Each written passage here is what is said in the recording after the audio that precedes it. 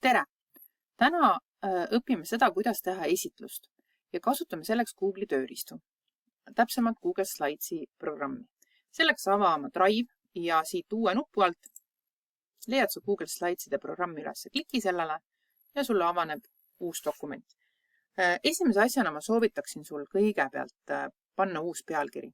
Kliki siia kasti ja pane oma projektile pealkiri, sest muidu ei leia sa seda võib-olla hiljem oma pilvest teiste materjalide seast üles. Nüüd sa näed, sul on esimene slaid juba olemas. Kui sa tahad juba valmis kujundust, siis siin menüüs sa näed teemade alt. Ta pakub sulle juba valmis tausta ja teksti fondiga kujundusi. Samas see on väga igav, sest väga paljud inimesed kasutavad juba seda ja see ei ole huvitav ega anna sulle väga palju võimalust ise midagi teha. Lülitame selle välja. Esimese asjana sa pead valima selle, et kas sa tahad tausta jätta valgeks või teha mingit värvi. Kui sa juba ühe tausta ära värvid, siis tasuks värvida kõik slaidid ära. Ja nüüd sõltub ka sellest, et mis sul aktiivne on. Et näed, kui ma klikin siia sellesse tekstikasti, siis mul tekkis siia hoopis teistsugune menüü. Nii et vastavalt sellele, mis sul siin aktiivne või valitud on, kohe on teine menüü siin üleval. Kui sa võtad backgroundi ehk tausta, siis sa saad siit valida värvi. Mina värvin õrna rohelise. Kui sa vajutad done, siis ta teeb ainult selle slaidi sul seda värvi taustaga. Mina aga tahan, et kõik minu järgnevad slaidid oleksid ka sama värvi ja et ma ei peaks iga slaidi eraldi värvima hakkama, siis ma valin selle. Ja siis on kõik slaidid, mida ma juurde lisan, sama värviga. Nii, esimese asjana ma panen pealkirja. Mulle aga näiteks ei meeldi see, et on Arialiga font. Tahan midagi muud. Teen teksti aktiivseks. Siit saan valida, mulle meeldib näiteks see tekst. Samas ma leian, et tähed on liiga väiksed. Ma saan tähe suurust muuta. Siis ma leian, et mul seda tekstikasti vaja ei ole. Ma kustutan selle ära. Et vaata, kui see on selline sinine, siis nüüd, kui ma vajutan delete nuppu klaviatuuril, siis ma saan selle kasti ära kustutada. Ma mõtlen, et ma tahan teksti näiteks teist värvi. Ma siit A-tähe alt ma saan teksti värvi valida, teen tumeroheliseks. Või ma tahan näiteks viltu.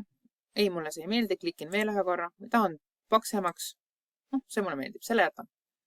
Või joon alla. Ei, võtan selle välja. Nüüd siit saab joondumist, et kas mul on ta vasakus servas, paremas servas või keskel. Kui sul on palju teksti, siis sellest nupust said mõlemad tekstiservad sirgu, et see on siis see rööpi joondamine. Nüüd mul on vaja järgmist slaidi.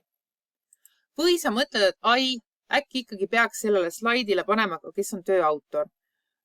Siis sa saad uue tekstikasti siit T-nupust. Niimoodi. Ja seda tekstikasti saab niimoodi, et ma kustutan ära, et klikid siia. Nüüd, kui sa oled õige koha peal, kus sa tahad seda tekstikasti saada, vajutad vasaku i-graafi alla ja lohistad selle endale. Nüüd paned autori nime näiteks, kui sul on vaja.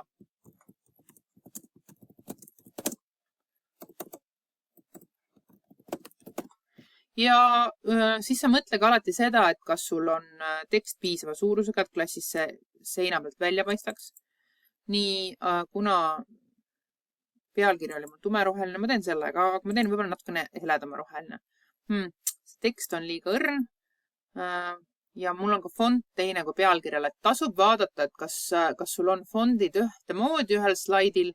Tavaliselt on hea toon, et sul on kogu esitluses või kirjas on sul sama font kogu aeg, et see oleks nagu ühtemoodi, sest kui fondid on erinevad, siis midagi nagu sükest kohe otse tähele ei pane, aga vaatajad võib häirima hakata. Ma tahan ka näiteks selle boldiks teha. Nii, aga mulle ei meeldi, et see autori nimi on siin vasakus servas. Ma tahan seda ka keskele ja seda ma saan siit.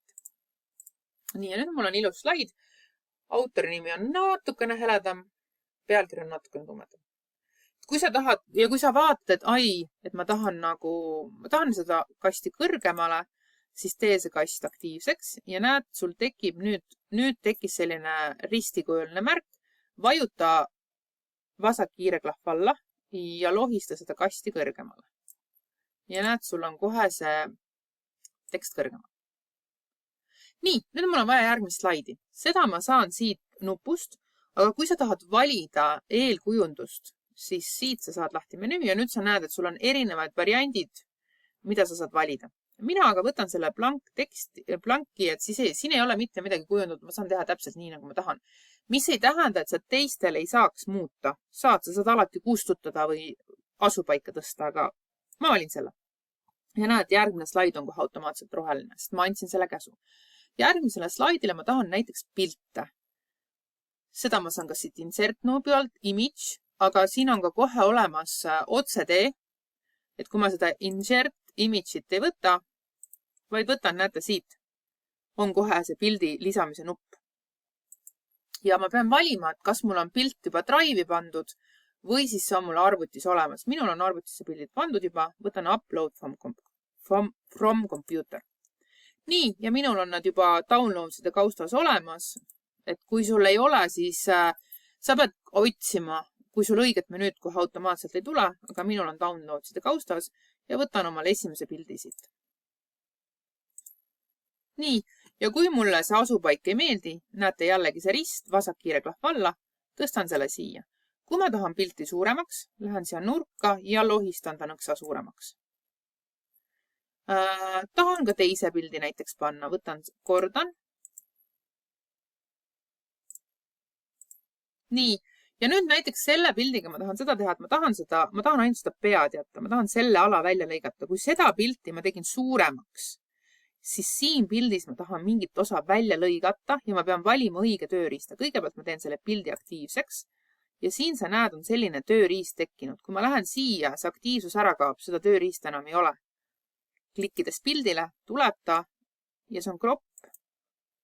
Ja nüüd sa näed, siia tekkis teine kast ümber ja ole õige noole peal. Nii, ja nüüd sa näed, ma lõikan pilti. Ja kui vajutad enterit, siis jääbki see ainult järgi. Ja teksti panen siia.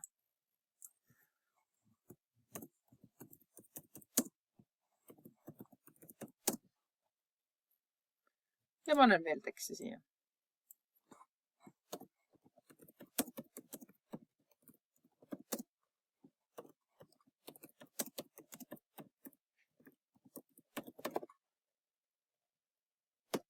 Nii, ja nüüd ma tuletan meelde, et mul on eelmine slaid ühe fondiga valitud ja teine slaid on teise fondiga. Et hea toon on see, et sul on kõik tekst alati ühesugune, ehk ma siis pean ka selle fondi muutma. Värvid ei pea samad olema, aga kui sul on fond sama, siis see on nagu vaatajale parem, et see ei hakkaks silma. Nii, ma tahan seda rõhutada. Ma teen ta suuremaks ja ma teen ka ta boldiks. Ja ma tahan seda värvi muuta. See on must, see on hall. Mulle meeldib niimoodi. Ja ma tahaks natukene, kui ma vaatan, et siis siin on natukene vähem ruumi, siin on natukene rohkem ruumi. Ma tahaksin seda kasti ala tõsta, et see oleks nagu rohkem sümmeetriline. Mulle nüüd see meeldib. Selline kujundamine on väga maitse asi ja väga keeruline on nagu öelda, mis on õige. Lähtu sellest, et seda oleks meeldiv vaadata, et sinu arvates see oleks hästi kujundatud, et seda on hea lugeda, tähed on eristatavad, pildid on huvitavad. Ja sellest lähtuvalt saadki siis kujunduse teha.